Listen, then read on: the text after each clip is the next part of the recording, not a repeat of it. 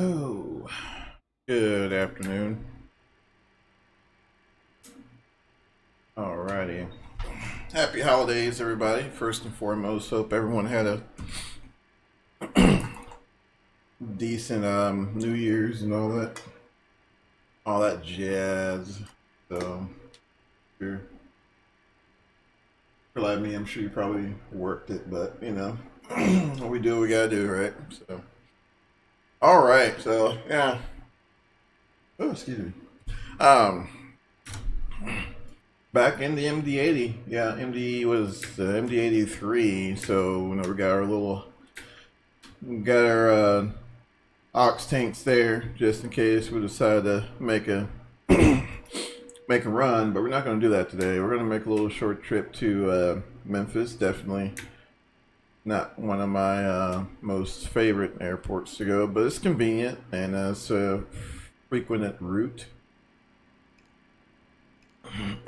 But maintenance action oil needs to be refilled. All right. Oil quantity. Okay. So we'll head on over there and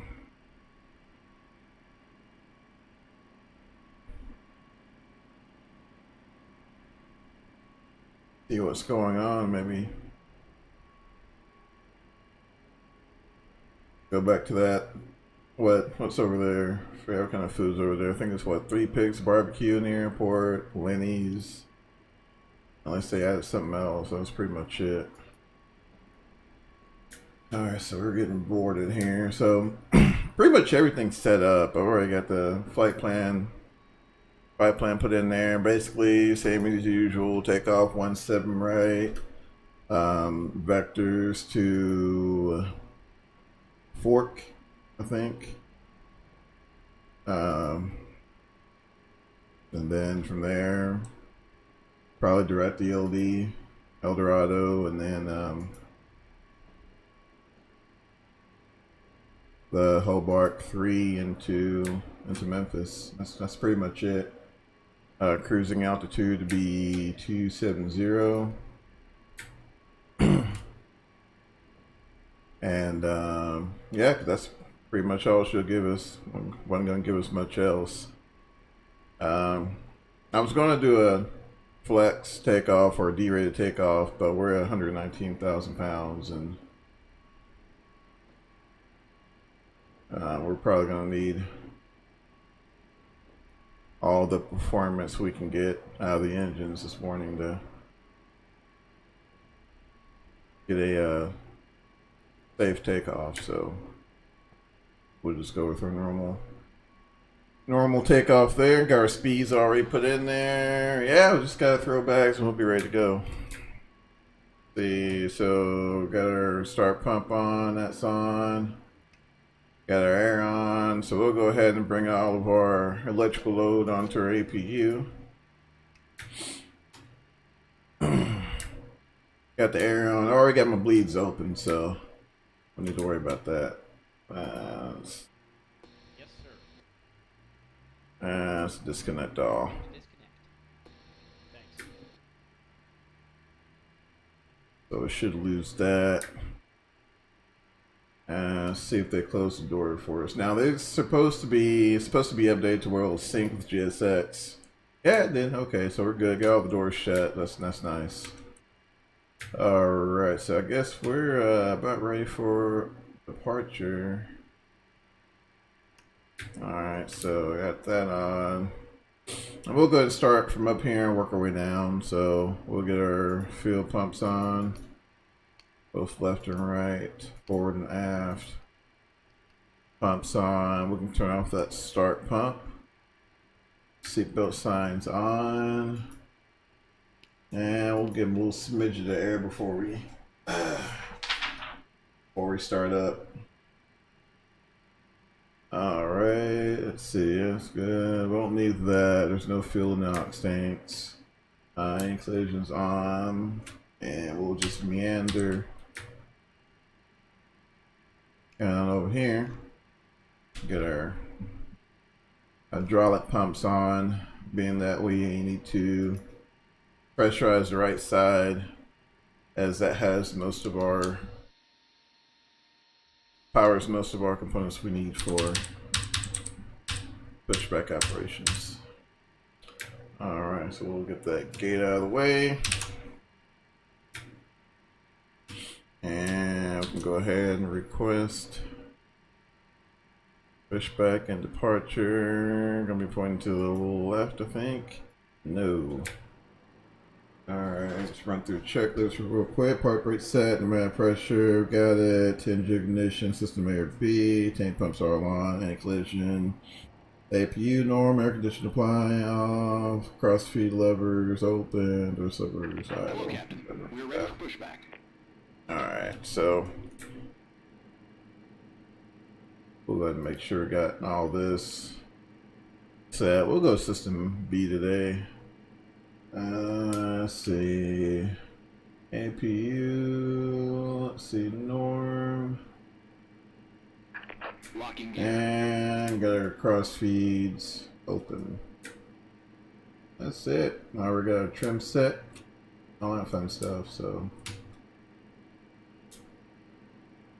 let's wait for us to get pushed back.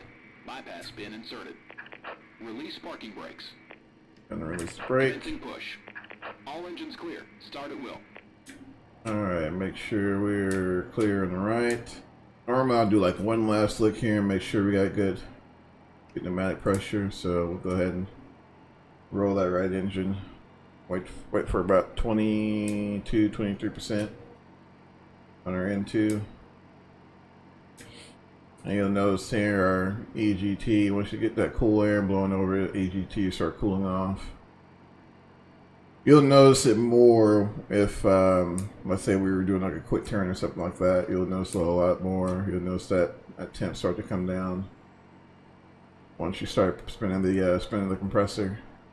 Try to get as cool as you can, and then you can bring your fuel in and have a much safer start.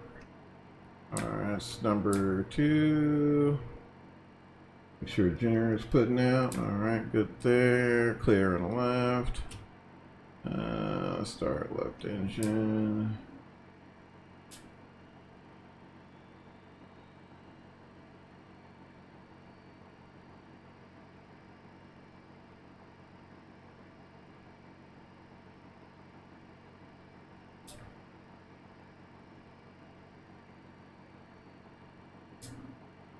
Alright, we'll go ahead and send it right there.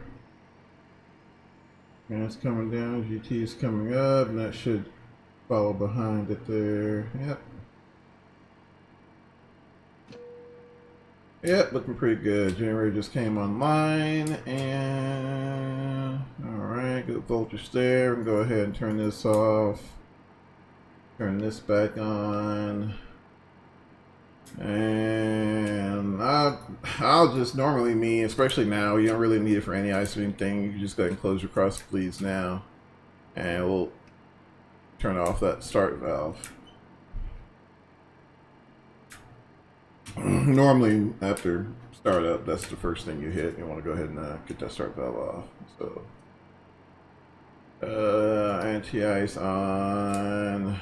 We'll wait till we finish up pushback ops before we turn on our anti-skid and all that fun stuff. We'll leave the APU on for right now. We'll go ahead and unload it though. Set parking brakes. Alright, parking brakes set. While he's doing that, we'll work on getting our heading set for runway heading 170. That's good. Alright, so that's set. That's set. Go ahead and set our flaps and slats. Got our spoiler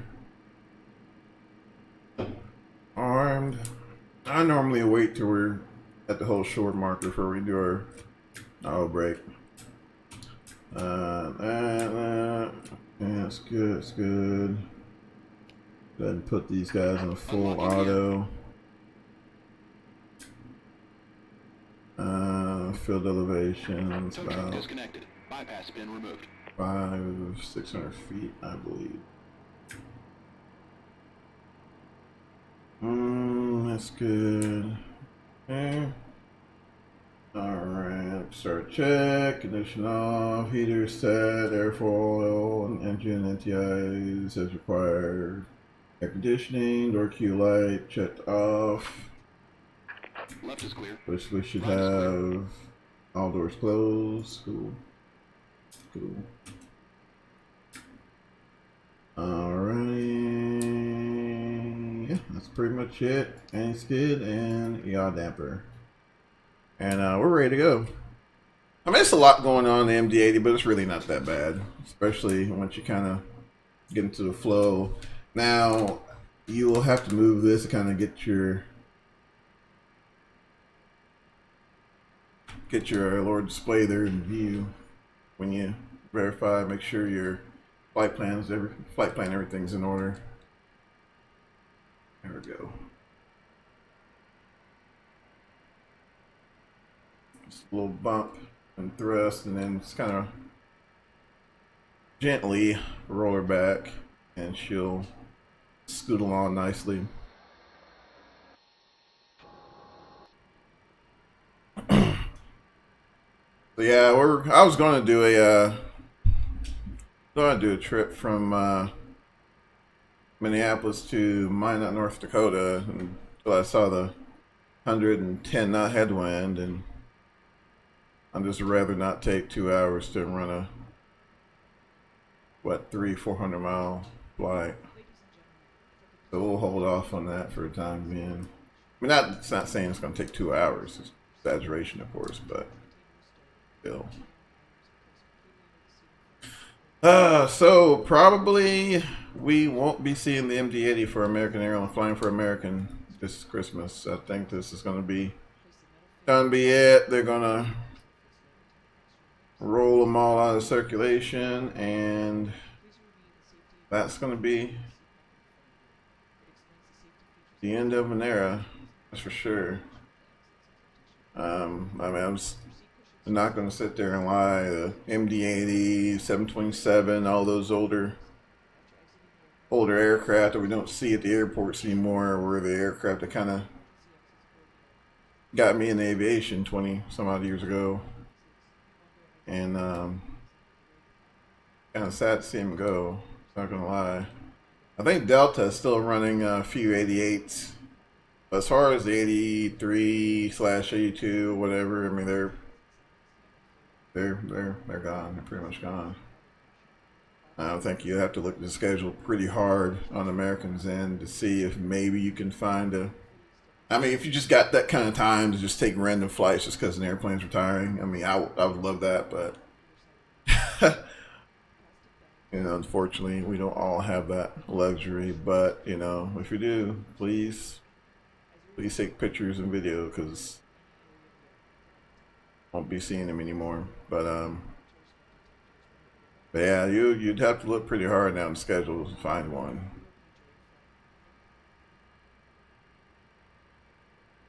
So let's see here. I think the winds are coming literally out of the south, so I think 17 right still favored. And pretty much everything's configured. Got our hydraulics set.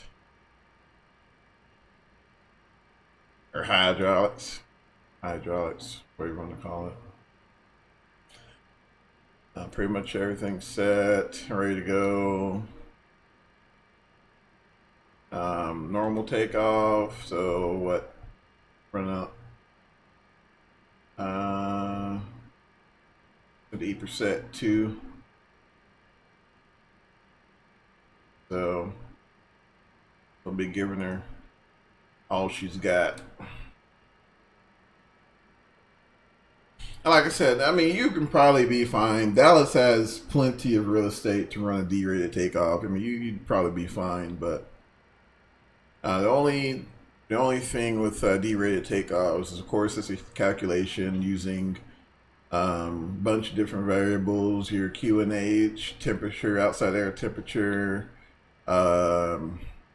God, I think what landing field elevation, density, altitude, like you name it, it's in there as a calculation, and it comes up with this assumed temperature. Well, this assumed temperature, you hit this button here, your takeoff flex button. I can't zoom in right now, otherwise we'll just screen off the taxiway.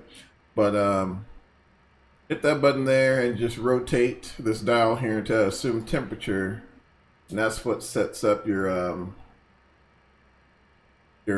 ART basically for a D-rate takeoff. And I mean, if everything's right, the calculations are accurate and everything's right, you know, it's perfectly safe, perfectly normal. But you know, we have to realize that, you know, people, I mean, airlines have people who literally get paid to do that, and flight planning and everything else, and dispatch. So, you know, they're not dealing with the external forces of, or you know, the external variables of, you know, time constraints, things like that. They are, but you know, not so much as flight crews are. So, you know, more often than not, of course, you know, it's always best to verify. But you know, I mean, they're pretty accurate. So I know as far as flight simulation is concerned, there are calculators out there that, you know, just punch in your which are based off of the charts, of course, and you just punch in your values there and gives you an assumed takeoff temp. But as long as that's right, you're good. But I mean, if you mess up a variable or something like that, then you can possibly end up not having enough power to take off, and never good. Let's see. So actually, I'm gonna take off using runway heading. Let's see if I can do this real quick. Button. There we go. Thanks. Yeah, we'll do that. Alright, so I'll go ahead and turn it on. We'll leave the APU on. I think we can. Yeah, we should be able to. Set. So we'll set our ignition to both. Now we'll set our auto brake to take off. And everything else is good. Of course, we'll get our clearance to take off, which was assume that we got that. Alright, that's good. Alright, flight director set. All that's set down there. Flaps are set for 15 takeoff, so that's good. The draw pressure looks good. And there we go. I guess we'll do a rolling takeoff. Yeah, we'll go ahead and do a rolling takeoff this morning or this afternoon. So we'll bring the engines up. We'll get her nice and lined up. Bring the engines up to 1.4 EPR, and ask for auto throttle, and we'll be on our way. That's the plan, at least. Alright, get about nice and lined up. So bring her up to about 1.4%. 1.4% right there, auto throttle.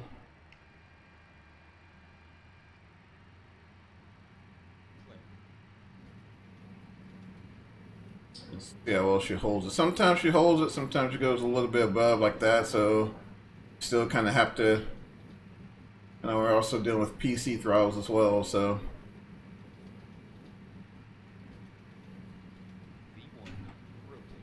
Go ahead and rotate.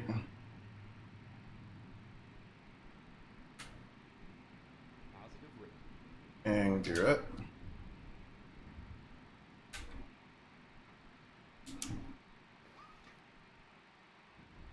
Gear up, lights out. Okay. All right, rudder there. And we'll go ahead and hit the VNAV button. And we'll start decreasing that attitude using trim when necessary. Waiting for that speed to come up. I'll go ahead and hit that climb thrust button. Climb Alright, let's go ahead and start retracting our flaps there for the schedule.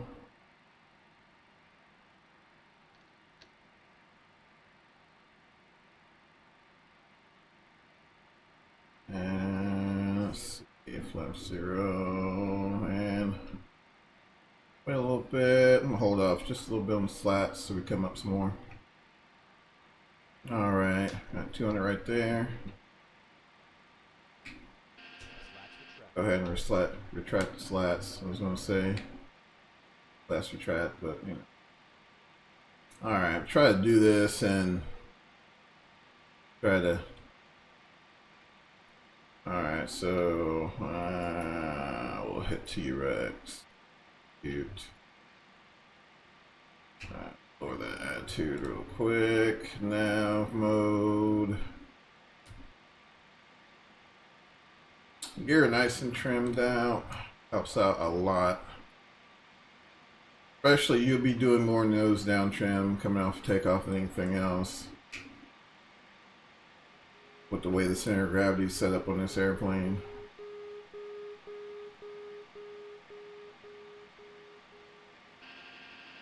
And don't be scared to bring this guy up either.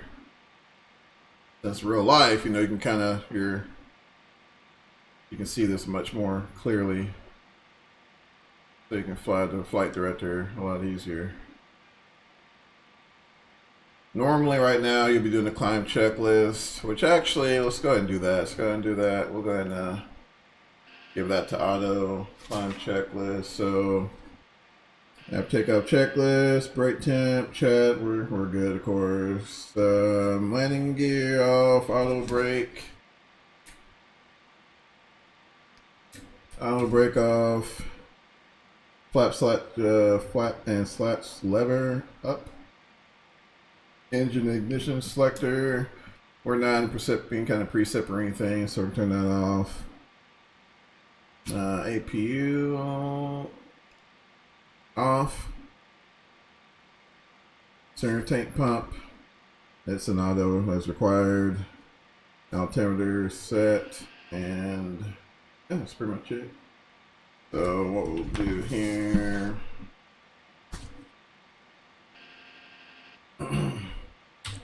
we'll jump over to our first officer side and see if we can get to this right here. So here are our pump controls. So we're gonna bring the engine pumps down to 1500 on both sides, and the transfer pump and the auxiliary pump to off, so we won't be needing those. So you'll see your hydraulic pressure slowly coming down to 1500, and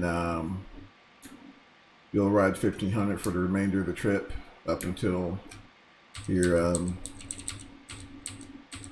approaching landing, or unless, God forbid, something else happens.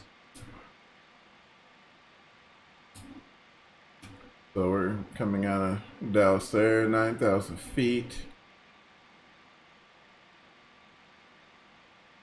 And yeah, we'll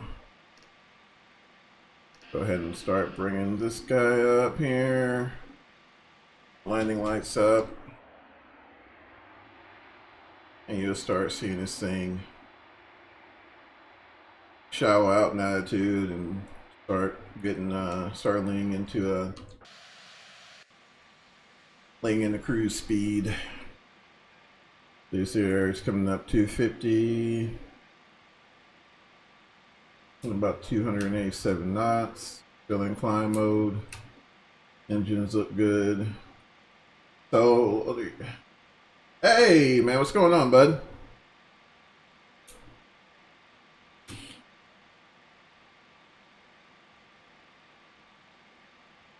How was your New Year's?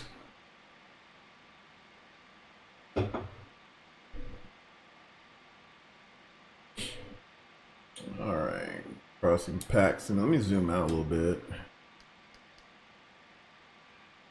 Bring this guy up a smidget.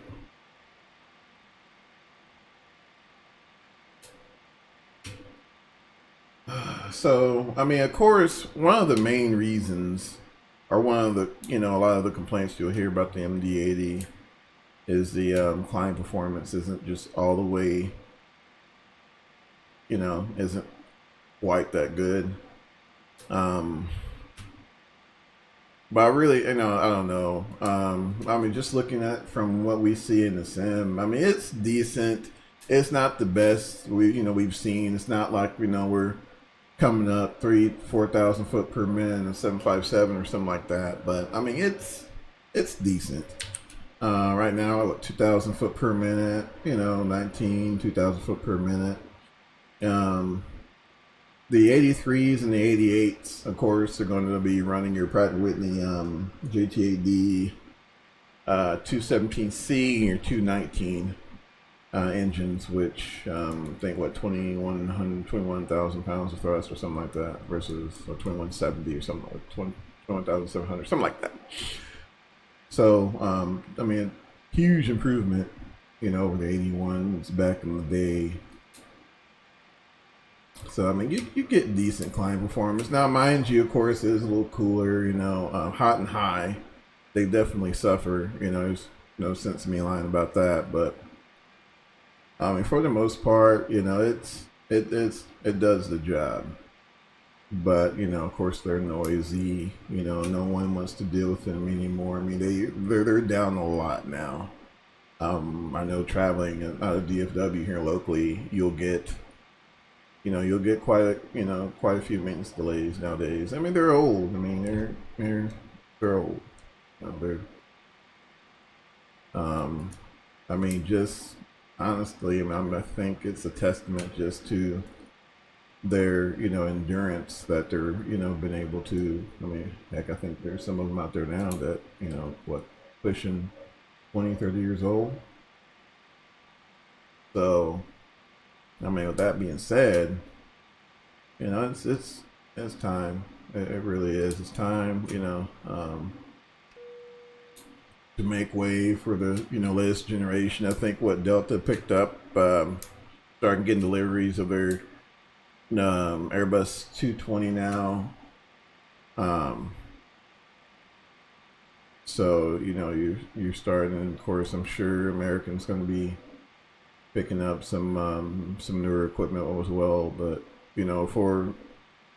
for the times that I mean, I remember the early 2000s, 1990s or so. These things, that was all you saw at the airport. You'll see, you used to see like maybe a 7.2 sprinkled here and there, but for the most part, between American, Northwest, they ran a lot of the older Douglas models, but I mean, they had some, I mean, which heck, they're all the same. I mean, let's just be real, other than a few, fuselage plugs, engines, things like that. I mean, for the most part, they're from the same pedigree. But, I mean, that's all you saw, and, slowly but surely, 727 went away. 2-week class. Wow, well, that's awesome. So now I need to run some train sim or something like that. Now I'm gonna need your input.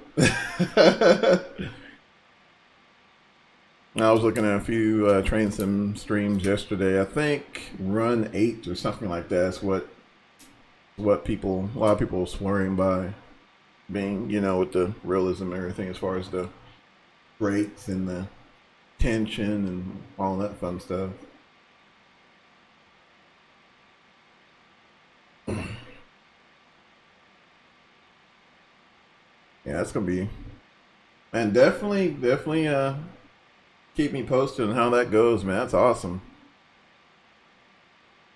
That is gonna be so much fun.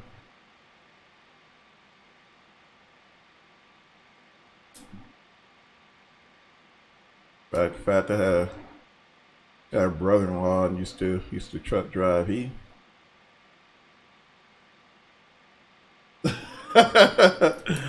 oh no. And I think it's kind of weird, but it seems like those of us who share an interest in aviation, you know, you also kind of share a similar interest to, you know, other forms of mass transportation, you know, when I was seeing trains, planes, and automobiles. So, you know, I mean, that's, oh yeah, I mean, that's gonna be awesome for sure. Definitely gonna have to keep me posted on how that goes, man. I think that's so cool.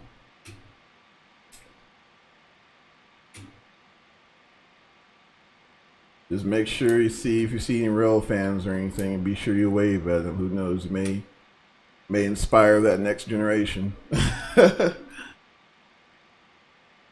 You know, sometimes that's all it takes. You know, that wave or that invite up to the cockpit, and bam, you know, you're hooked. Let's see here. All right, we're coming up. Coming up to 24,47270. There we go. That's pretty good so far. Cabin's climbing nicely. Everything looks good up here.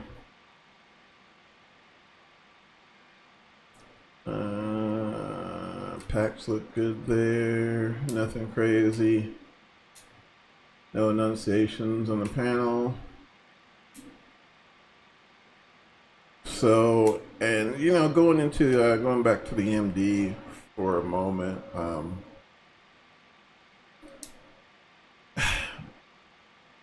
mean, it looks, you know, I don't really know as far as what McDonnell Douglas was thinking. I think this is probably one of the reasons why not many crews cared for this airplane. But then again, you had that camp where, you know, you had that camp where they, you know, they loved him, and then you had those, you know, group of individuals who hated him. And you know, one of the reasons why, you know, like as far as the switches and everything else, the ergonomics, I guess you can say, the flight deck was a little, you know, it's a lot to take in. I'm not gonna lie, it's a lot to digest. But then you see like the 717. You know, it seemed like they made 270 right there. You go. You know, it seemed like they made steps in the right direction, but you know, at that point, I mean, it's just, you know, the acquisition, and it was just kind of, you know, too little, too late. So, you know, but I mean, really, the only, you know, I mean, of course, you know, there's not a whole lot of automation. I mean, heck, even the, you know, your fuel controls, you know, the fuel metering system's all mechanical, you know, which is part of the reason why you have such a delay, you know, from the application of power to, you know, to, you know, the requested thrust. But I don't know, airplanes like this, especially in the sim, you know, like aircraft that kind of keep you busy, you know. So, you know, even if it's just, you know, bumping the fuel heat time or two, you know, throughout the trip. And of course, you know, we got, you know, FS Labs and, you know, their A320, all that. You know, don't get me wrong, I love them. You know, they, you know, for what they're designed to do, they do it very well. It's just, you know, like I said, you know, it's sometimes it can become a bit boring, especially, you know, when, you know, it's like you rotate, take off, rotate, freaking hit the AP button and you're done. You know, so we'll see what happens. We'll see what happens. And I mean, even what the CRJ 200, you know, you're not seeing too many of those nowadays. They're starting to see those be replaced. Well, I think 700 seems to be kind of filling in a lot of those mission profiles that the 200s used to run all the time, you know, all the time back when they were replacing, when the 200s were replacing the turboprops back in the day. So your Saabs, your Embraer 120s, ATR 72s, Q4, heck, even the Q400 now. I mean, you're hard pressed to find those. You're not finding those at all in the South anymore. Especially the Southeast, you're just not finding them. I mean, there's still a few going in and out of Denver, I think. Even in Denver, I think they're starting to kind of work themselves out of circulation. It seems like they're kind of falling back further and further north. And I know a lot of the Horizon still flies a crap ton of them. But I don't know. But yeah, so of course, this latest update, I think they changed a few other things, but I think one of the biggest changes is the PBR, or the physics-based rendering. If I didn't check that out, I hope I didn't. So, which depending on the angle there, you can kind of get a little glimpse of it. Or if you're, at the airport, see. I mean, don't get me wrong, it looks great. It looks really good. Delta, I think there's a Delta livery out now that has it as well. And I mean, if you held up a picture in this, I mean, it's depending on your shading, how you have your shader set up and everything. I mean, you darn near can't tell the freaking difference anymore. At least from the outside, that is. Let's see. I'm going to progress page. I don't think we have long on this trip at all. Like I said, the headwinds are pretty good. I mean, winds are pretty good on this one. 474. Where was I going yesterday? I was going some. Oh man, where was I going? It was Minneapolis to, heck, I can't remember. But anyway, it was like 100 knot headwind, and God bless it. I don't think I've ever seen such a low ground speed. I think I was knocking down maybe 320 knots ground speed, and burned all kinds of fuel. I mean, I think I've burned. It was only like a 600-mile trip, but burned a lot of fuel. And it was one of those situations, no matter what cruise altitude you picked, I mean, it was just that steady wind coming out of the west at 100 plus. There's nothing you can do, especially up north. Yeah, like I said, I was coming out of Minneapolis, so it seems like up north now is, which does happen this time of year. I mean, you do get that. Trending wind coming from, west to east, and depending on the day, it can be a bear. Try to make trips in that. It can definitely be a bear. So like I said, it's kind of. You can't help but kind of think, it's like, is that age of commercial aviation, that we all grew up with, is it gone, or, is it, I mean, and of course it constantly evolves, but, I'm wondering how many new prospects, or, how many, it's really, how many, individuals is going to attract to the industry now, since of course the proverbial pilot shortage. It's just it's just never going to end. I mean, not everybody can afford $100,000+ for flight training, or have someone foot the bill, which is awesome, but then you're their indentured servant for couple years or whatever, and the aircraft, they're becoming You know, I mean, don't come out wrong. I'm going to say it. You know, it's like less and less gratifying to operate. You know, than it was back in the day when you had aircraft like this, where not so much as it almost seems like it kind of as the automation increases, it makes it more and more difficult to continually hone your aviating skills. Even on the regional side, I know the like aircraft at stop. I mean, it was all VOR navigation, and then they added GNS in there. Then you had some sort of managed navigation, even if it was on the horizontal. So those are gone now. You're in fully fledged flight management systems. So your VOR navigation doesn't get used as much as it was back in the day. And I mean, it's progress. You can't stop progress, and I totally get it. I really do. I totally get it. And I'm excited to kind of see what new technologies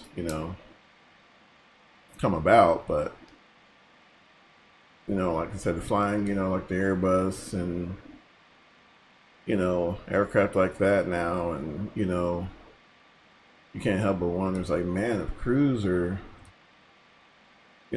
have all this at their disposal, it's like, at what point are you able to squeeze in, VOR navigation? At what point are you able to squeeze in, DME arcs and, things like that? All the skills that, you're taught in school. I mean, what, are you supposed to just, jump out into the real world and forget them all?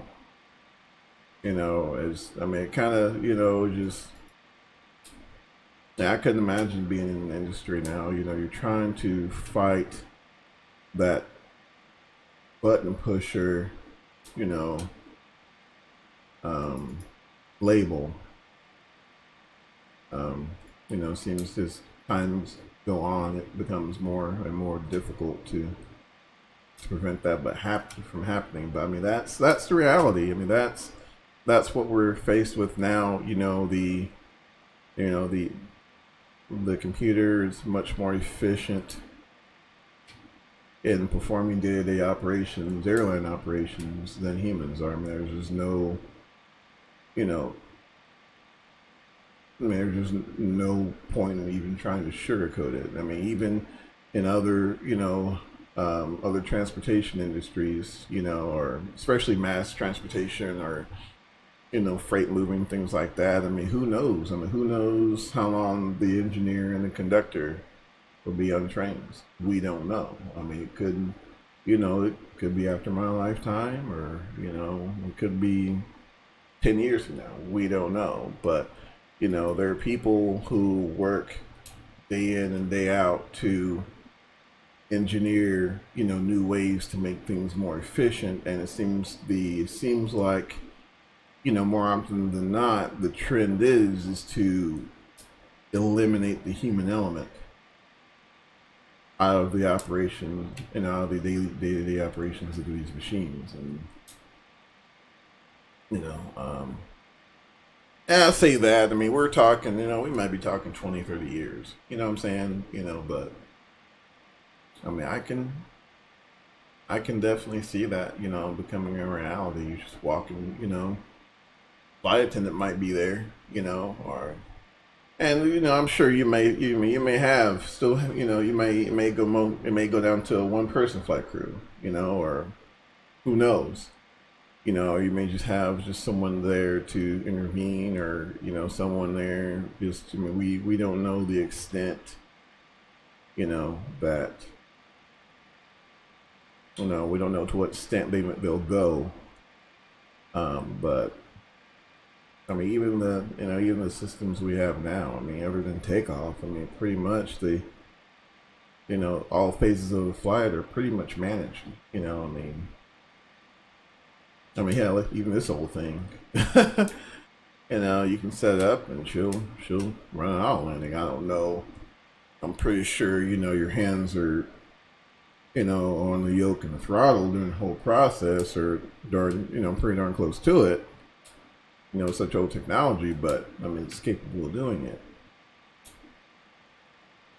And I looked at that photo of the new A3, I mean not A320, but the Airbus A220 that Delta purchased, and I mean the thing, I'll have to say, I mean it looks gorgeous. That's no sense in me lying, but I mean the thing just sweats automation, just sweats. Take off, press the button, and let me do my thing, And I mean, I'm pretty sure that thing's going to be flying a lot of regional routes. So, even flight crews now, they're immediately, back in the day, you started out with aircraft that had, little, if no, sort of out of flight capabilities at all. So, I mean, you might be hand flying the whole bloody trip, but now it's, it's insane, which is good. I mean, it's a good thing, and especially, from a safety perspective. I mean, we saw how busy we were on takeoff in this thing, even with the 2-person flight deck, this is a busy flight deck through, the critical phases of flight. But, that being said, I mean, that's kind of why we have a lot of things that we have now, cockpit resource management, things like that. And even then, sometimes that fails. So, I mean, like I said, from a safety perspective, it's great. It's not a bad thing at all, to have that, third or fourth layer redundancy, to ensure, a lot of the air disasters that have happened, don't happen again. I think the one that comes to mind was, I think it was a Northwest flight. But anyway, they forgot to set the the slats and the flaps. I mean, that's, even, for us, flight simmers, general aviation, that's just the first thing you do. When you think of the whole short line, you think of, all right, slats and flaps, or flaps or whatever. And, but we all know how it goes, gotta get there, probably running behind, then you have all the external factors, I gotta get home, gotta hurry up, make this quick turnaround so I can get home, catch this flight back home, or, my dog died, or, freaking anything, and, just, you forget the little handle right there, and, it cost the lives of 148 people. I think like one girl survived, one 4-year-old girl survived. And, you can't help but think if maybe they have had something, yelling at them or something like that, or they're probably, I think it was an MD aircraft, so I think they're probably, we all know of, can't say the first word, but, Betty. And she's going to yell at you if the airplane is configured correctly. So who knows? Maybe they reached back here and pulled a circuit breaker or something like that to disable her, or went up here and pulled a circuit breaker.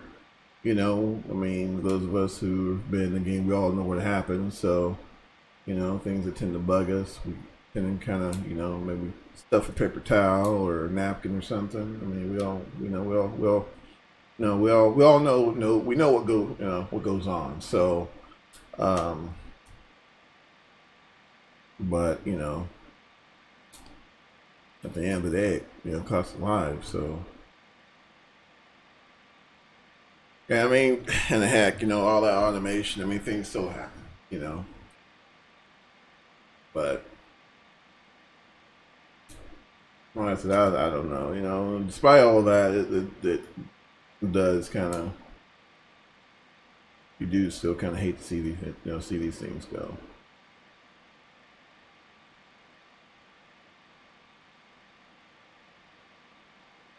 Definitely hate to see these things go.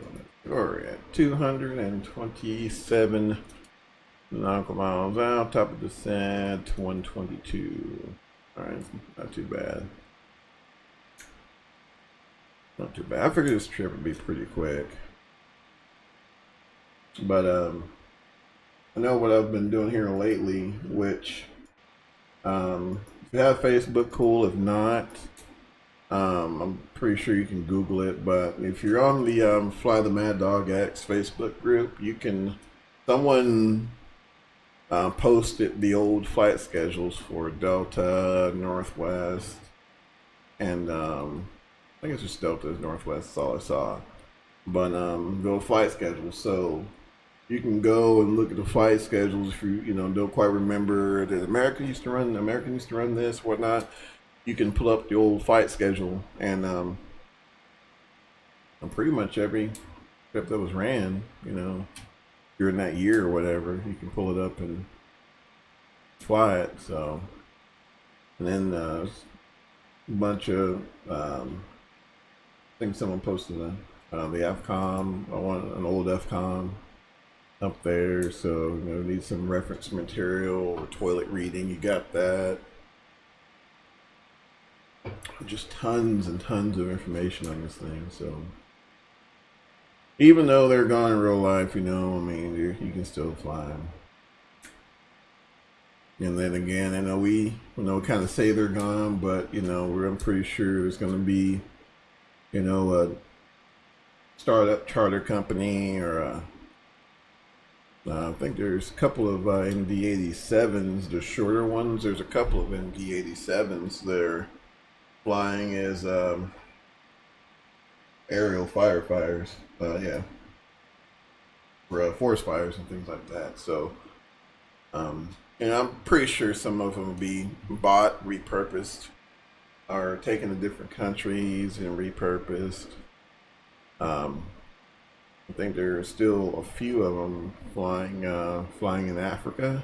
So, I'm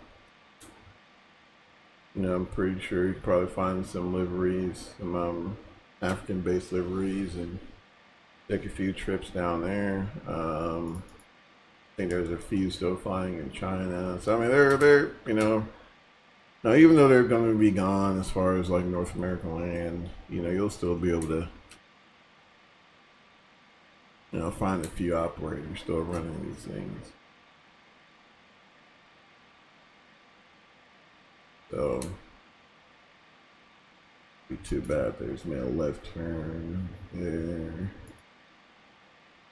About 100 miles left. About 90 miles left now for top of descent. So, of course, we'll be landing, I think, FS Dream Team's Memphis scenery. So, hopefully, it doesn't require any airport elevation correction. So, hopefully it won't crash and approach or anything like that. And I've done it the first time.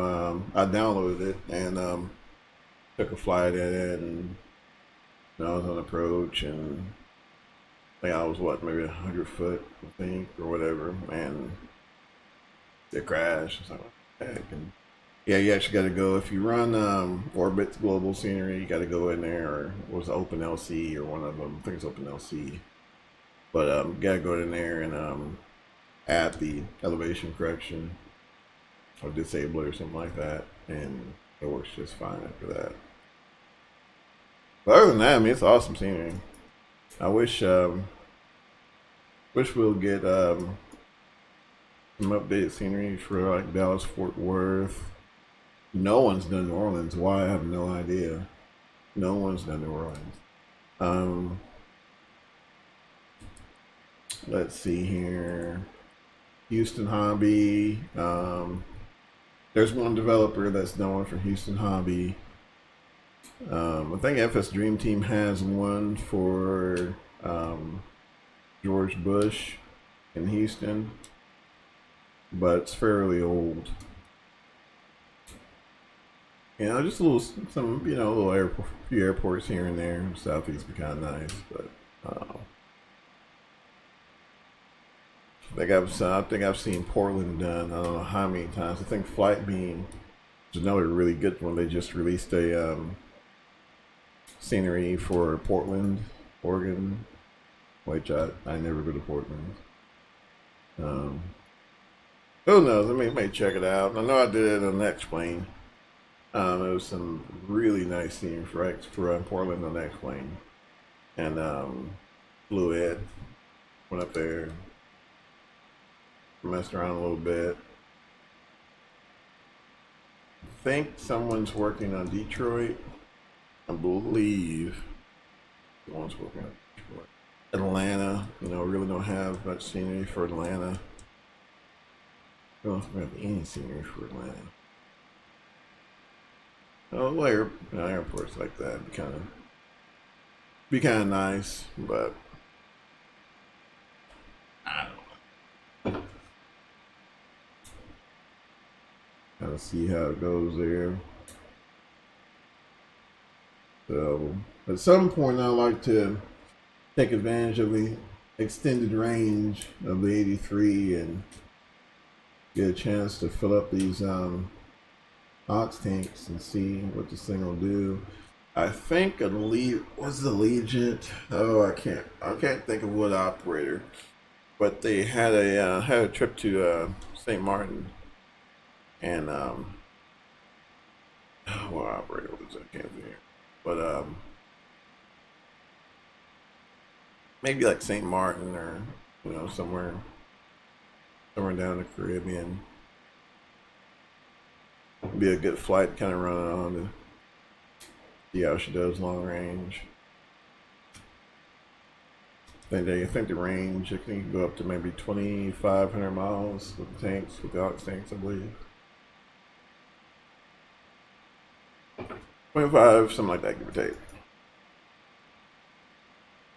Let's see, 70 miles out. So yeah, 70 miles out. So yeah, basically, I think 1-8 Charlie is where they want us to, or the winds are favoring, I believe. We can go here, and then we can go to our legs page, zoom in just a smidge it, bring this up there, and kind of step through these waypoints and see what it's looking like. So looks like we'll send, and then we'll kind of run for like a little downwind, we'll left downwind, and then we'll come in for, we'll probably square this off, of course, kind of maybe come in extended downwind and come in for 1-8 Charlie. Unless the winds flip on us. I doubt it, but unless the winds flip on us, we'll do that. Shouldn't be too terribly bad. I got a couple altitude restrictions, of course. So we'll see what happens.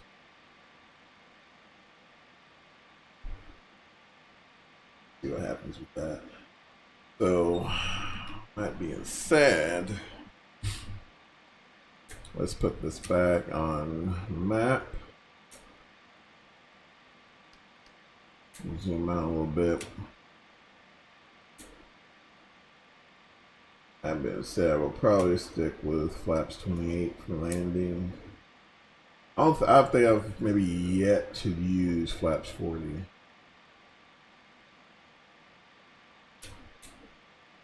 Yet. Maybe flaps 40. But then, of course, you got your dial flap there, so you can manipulate that if you see fit. But as far as Delta, I don't quite know when they're going to phase theirs out.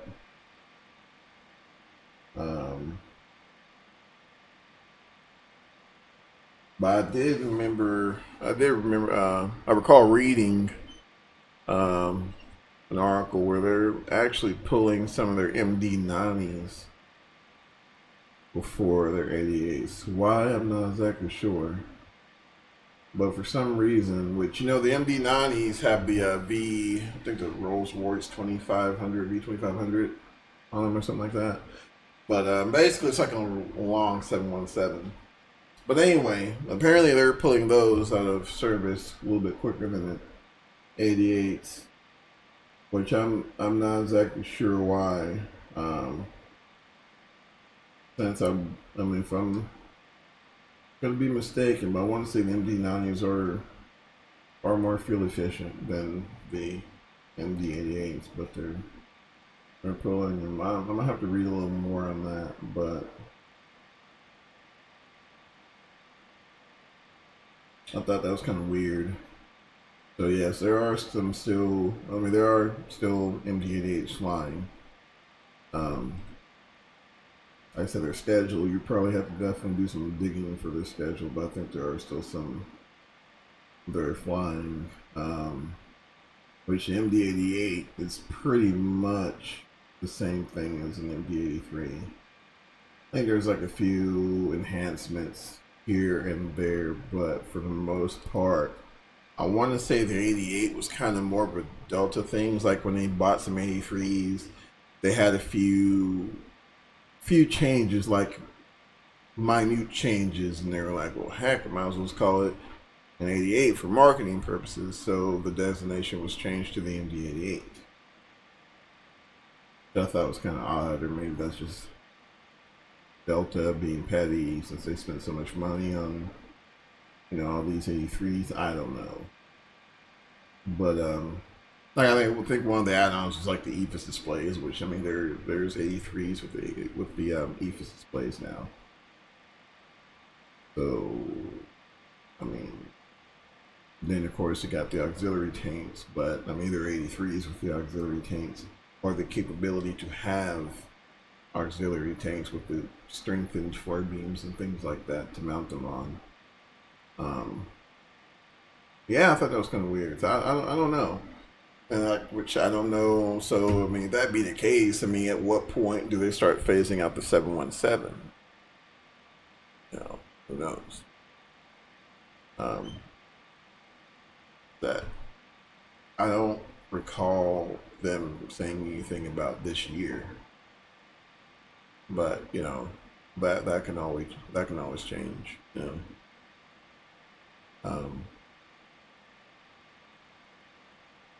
Don't quite know. I think there's still a 717 that comes into Dallas Love, I believe, from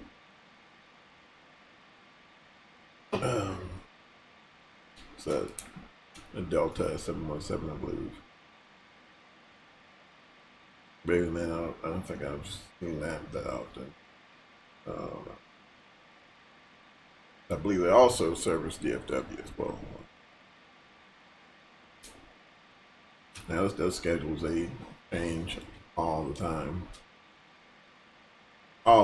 But if I had to keep one, I would have probably opted to keep the MD-90, unless the MD-90s are leased and there's some sort of issue with the leasing, maybe. Thought that was kind of weird.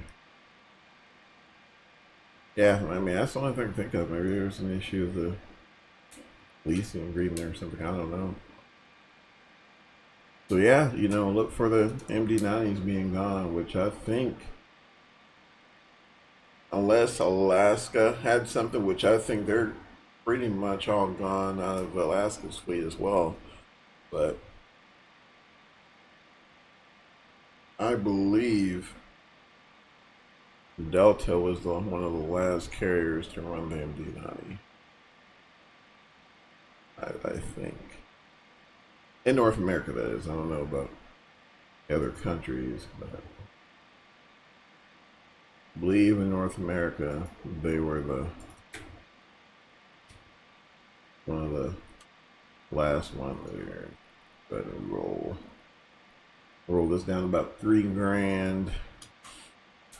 In a case, if you do have problems like this taking forever to go up or down altitude, just hit the mouse acceleration button and it seems to go a lot quicker.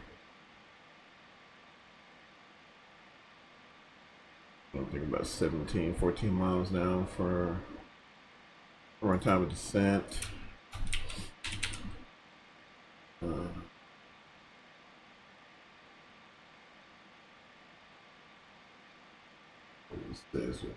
That's changing.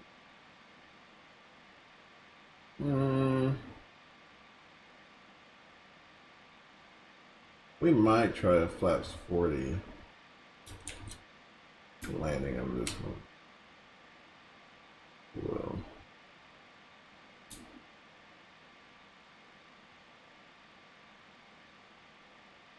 gross weight 132,000. Flaps 40. I have to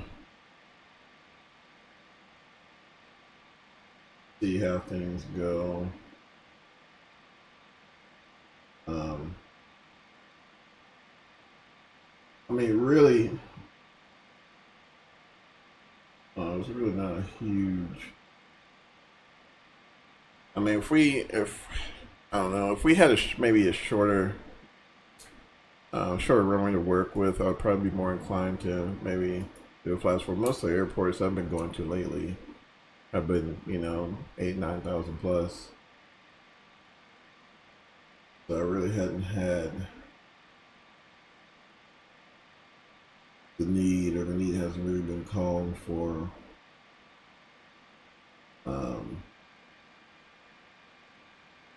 flaps 40 on the landing there.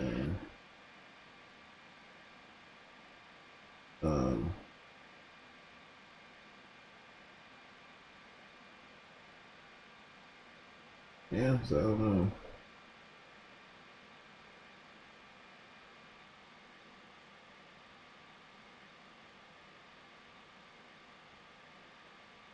We'll go ahead and try a flaps 40. I mean, of course, we'll have a, we'll be coming in a little bit more thrust there, but shouldn't be too bad. I mean, what? 137, that'd be decent. Oh. We'll roll flaps 30. Which most of them most trips I've seen in MD-80, they'll run flaps 40.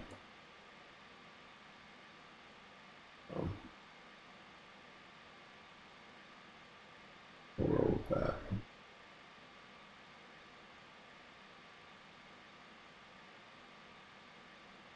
Start another descent there out of 270. All the way to 3,000.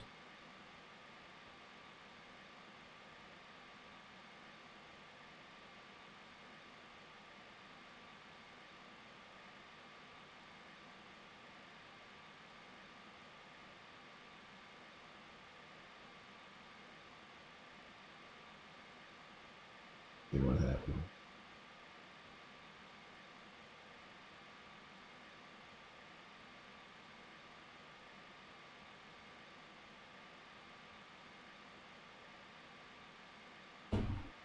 Let's see, I thought we were gonna have to watching our. I was kind of watching our fuel temp, see if we had to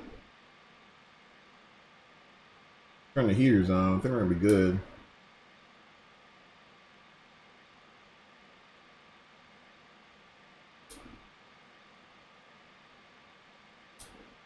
Let's see. We'll go ahead and banner.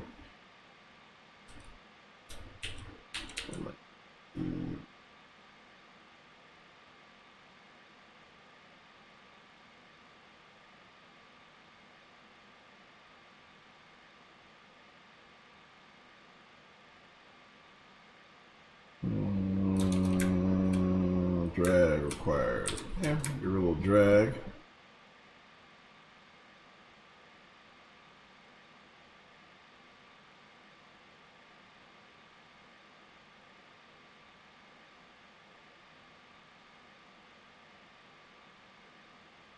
What was it?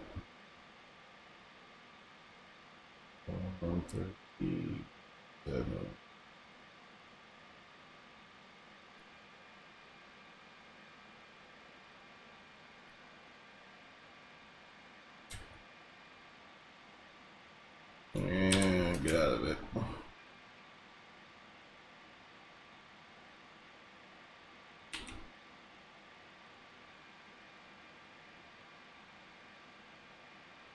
let's see, pretty much everything's the same.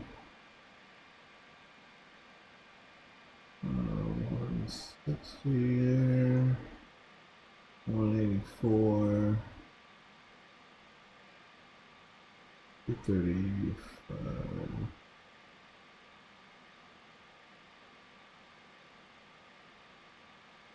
There we go.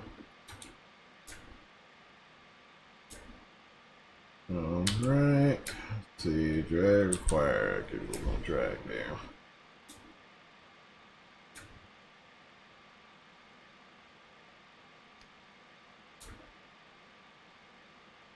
One thing I have noticed in flying this thing that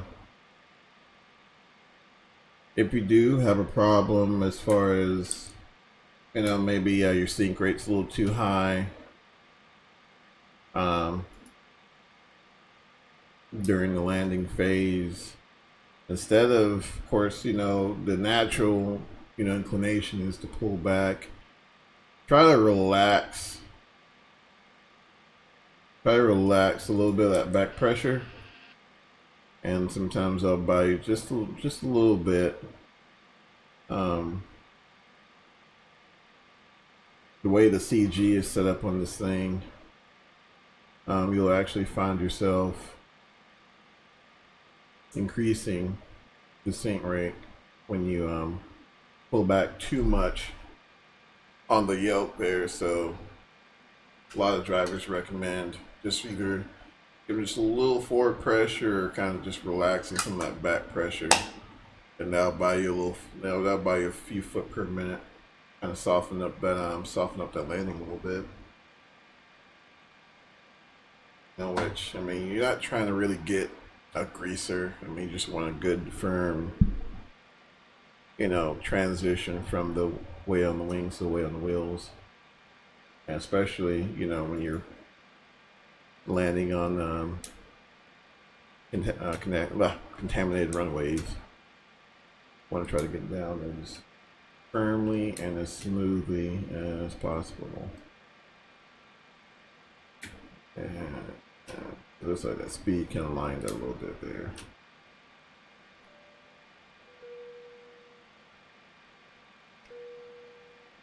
And let's here. Grab my checklist real quick.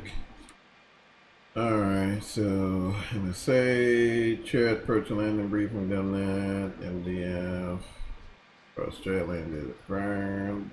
Debug's done.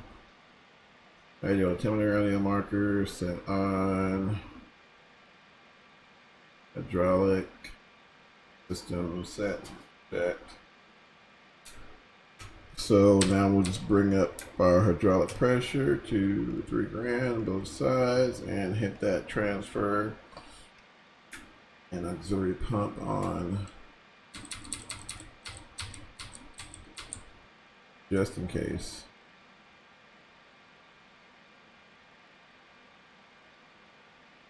And we'll go ahead and set up our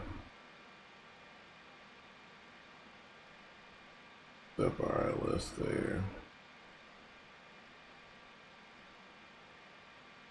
1-0.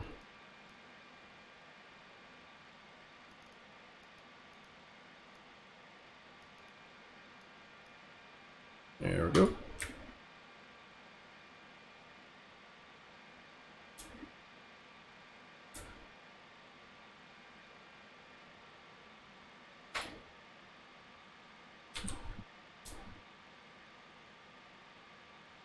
So looks like it's wanting a little more drag. Let's see here. Supposed to be within. Not too bad.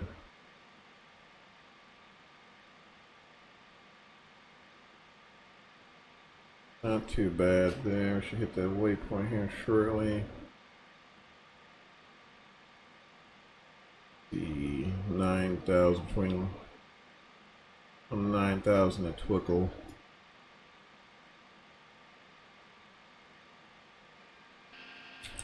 Alright, we'll go ahead and get out of it there.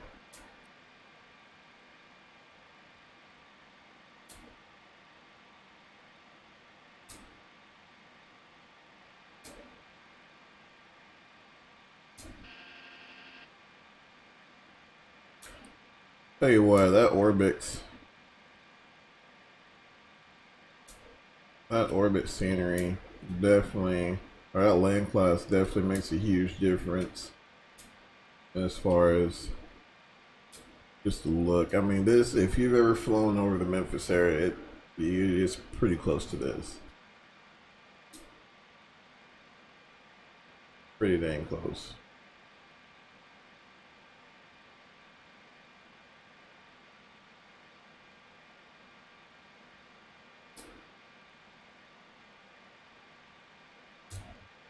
And I'll go ahead and put this out there as well. Very rarely will you ever just be following, you know, your VNAV plan into these things, into these airports. Very seldom. Very seldom.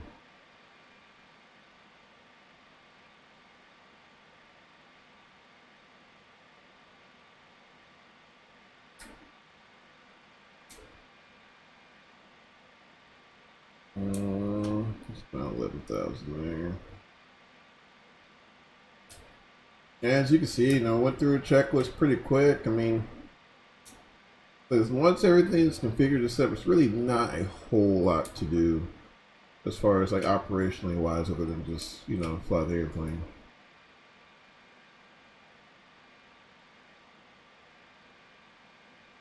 Now, of course, if we're going in icing, you may have to work your bleeds a little bit, you know, open and close your cross feed valves. But I mean, other than that, that's pretty much it.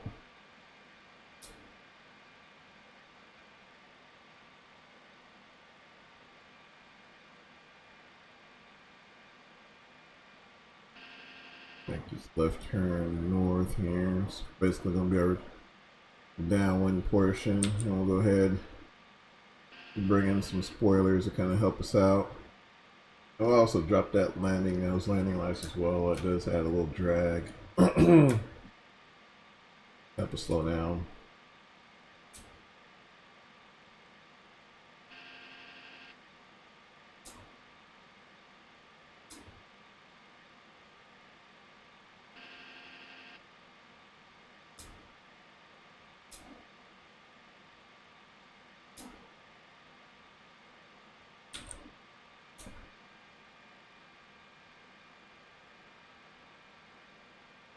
There's the airport up to the right.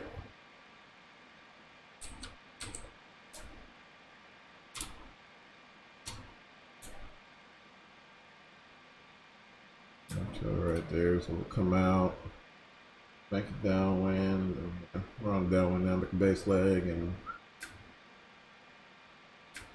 it'll be pretty straightforward. My oh my, I can't wait for this shared cockpit to freaking come online with this thing. I know an older version of the MD-80, they had the shared cockpit capability, which was awesome. I mean, this would be like the perfect airplane for it. And last I heard, they're working on it, but still haven't been released yet. So it'd be kind of nice to find a buddy and go flight in this thing.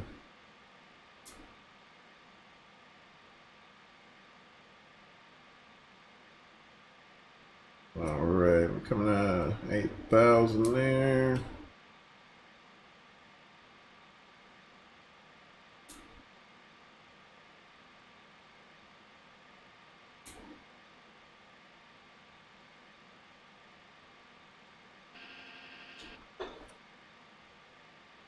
Looking pretty good so far.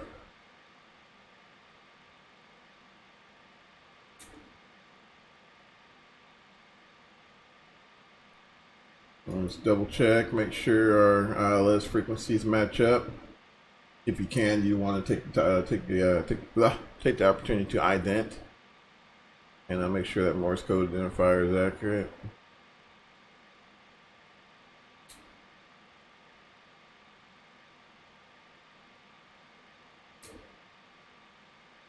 Which do this here. Mark is already on.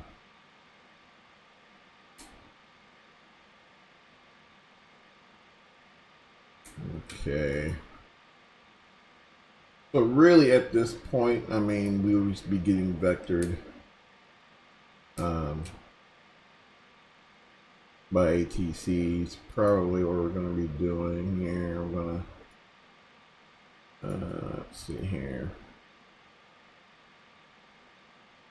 We'll be starting at base leg here shortly. As I know, this 17 knot tailwind is going to kind of push us out. So,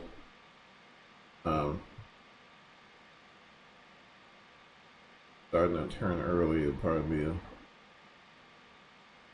be ideal.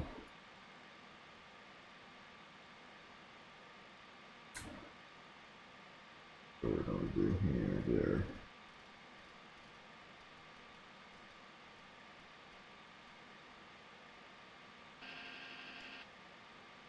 Put this girl heading select.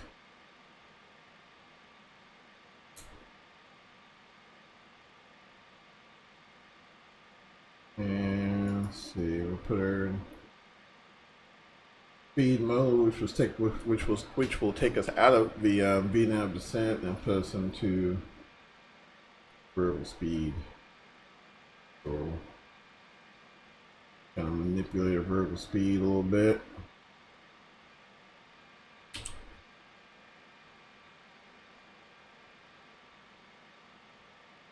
I want to get at least a beam of Lori. We'll start that turn.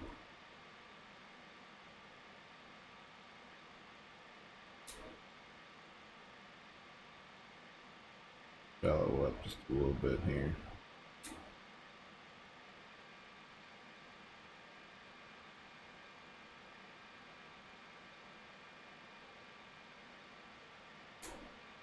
Alright, so we'll go ahead and start this turn.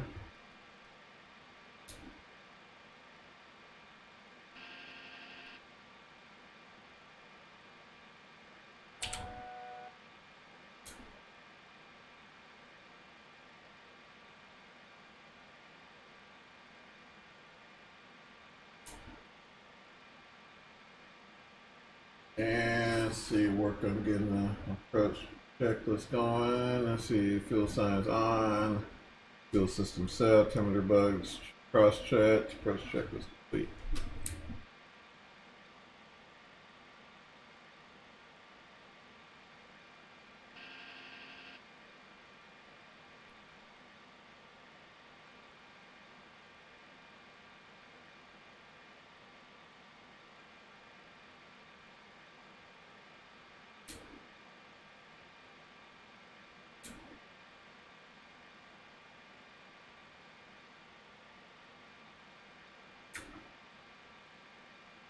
Okay.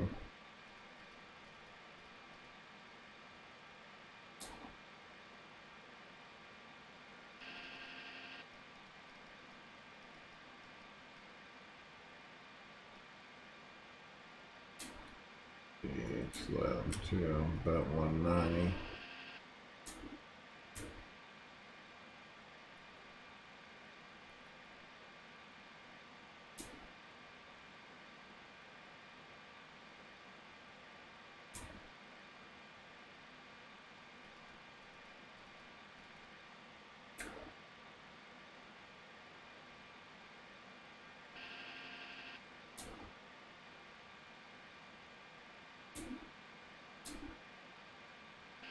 And on the ILS,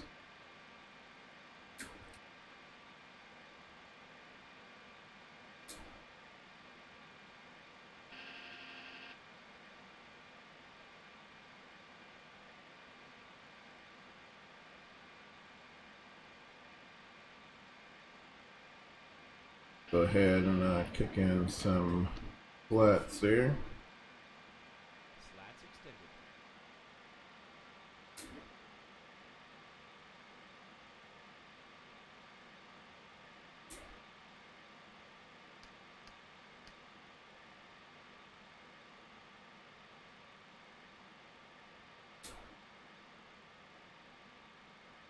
And we'll go ahead and kick in some flaps.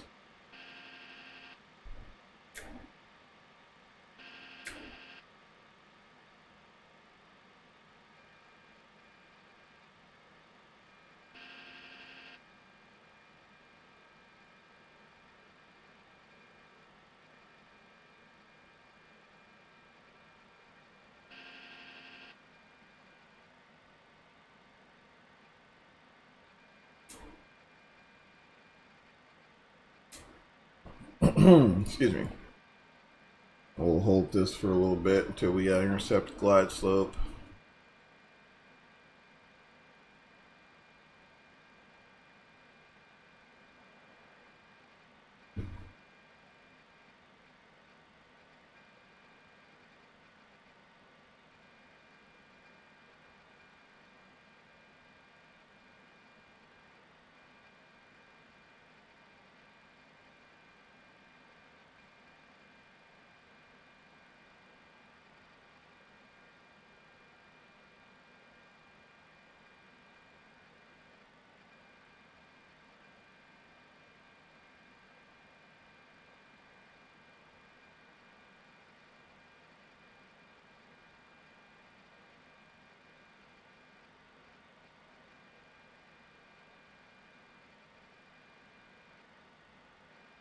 Let's see here.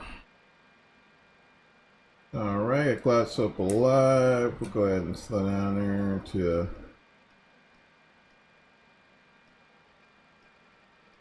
buck 80. And go ahead and click in flaps 15. Flaps 15. In case you're wondering what that alpha speed enunciation was there on our digital readout for autopilot, basically that's keeping the airplane at a safe speed margin above stall. So a lot of times, especially on approach, you'll get that gear down until you drop your flaps and your flats there, and 2500. it'll allow you to get to a lower speed. All right, let's get this thing lined down here.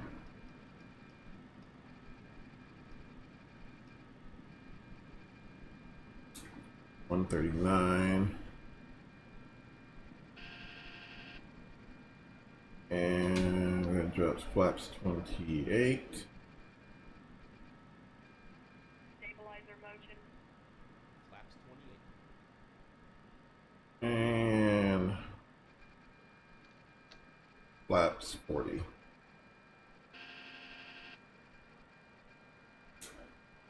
Flaps 40. All right. Speed brake is armed, and let's see if this sounds it's weird. There we go. Okay, let's set. Okay. All right. Let's see. Landing gear and lights got down. 3 green. Flap slot lever set. Speed brake lever armed. Auto brake is required. Energy ignition set to both. And we'll go ahead and fire this up.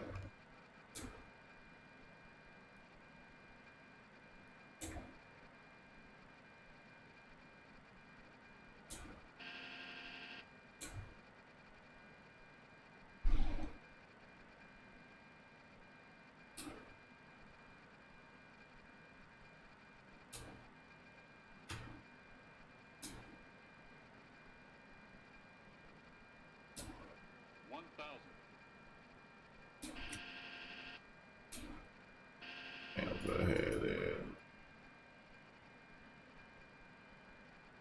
ahead and take control.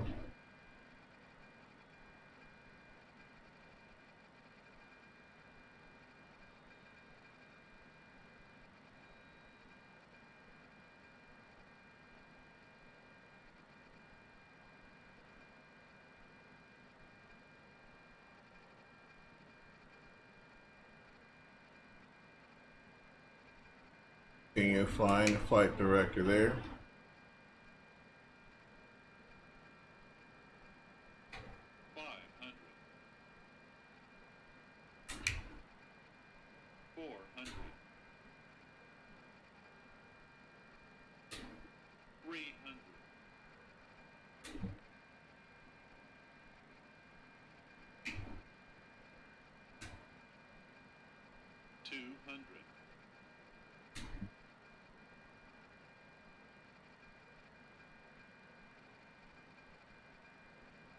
100. 50, 40, 30, 20, 10.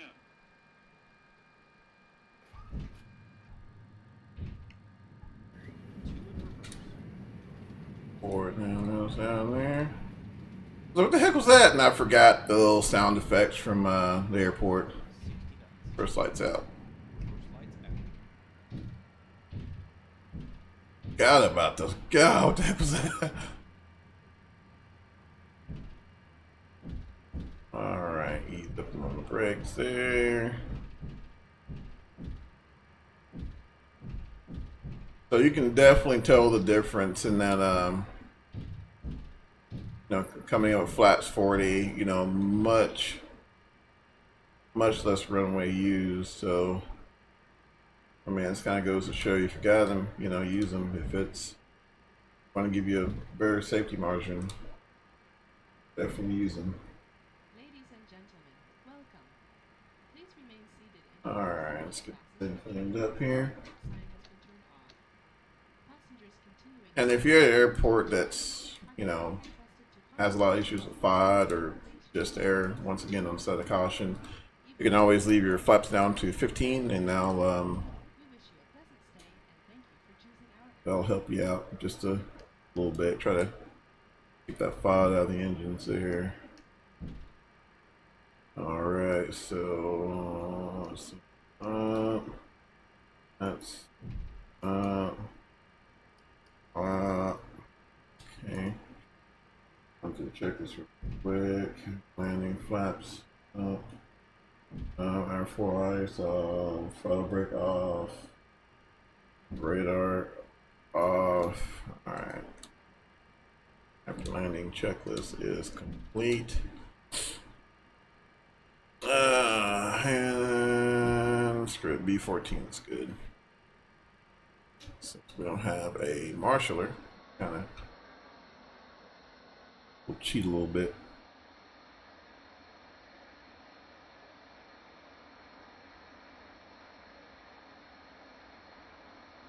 Not so much as getting it lined up, it's just trying to figure out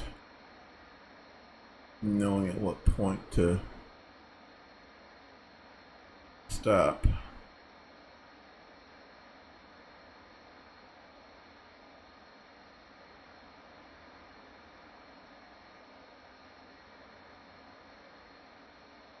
Like I said, I don't have any throttle on. I'm just going.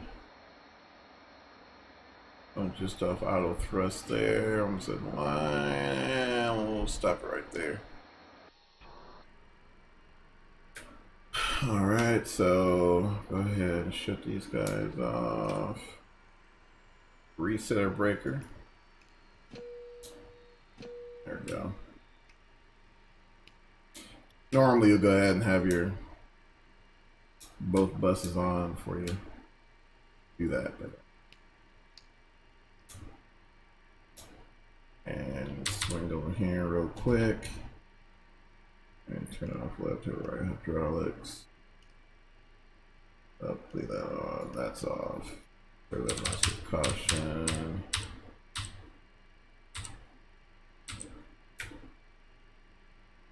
That's off there. Flight director is off. Those off. That's off. Lever start pump on. Oh, thank you, sir. Shut off here.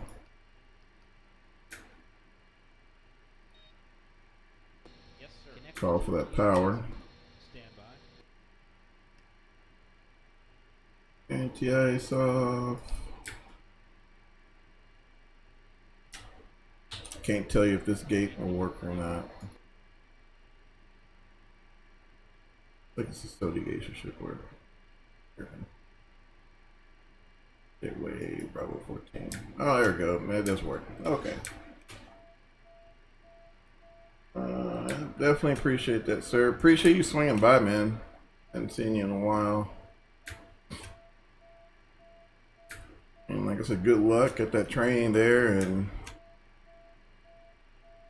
like I I said, man, freaking have fun, because, man, it's going to be awesome. Alrighty, but yeah, other than that, that's pretty much it, ladies and gentlemen. Appreciate you guys swinging by. I might try to do another stream. I say that, but you know, just keep checking the channel because I don't know. I don't know. Other than that, guys, I once again appreciate you swinging by. You know, happy holidays, and I hope you guys have a good rest of your year and a good rest of your Sunday. So until next time, we'll see you and take care of yourselves.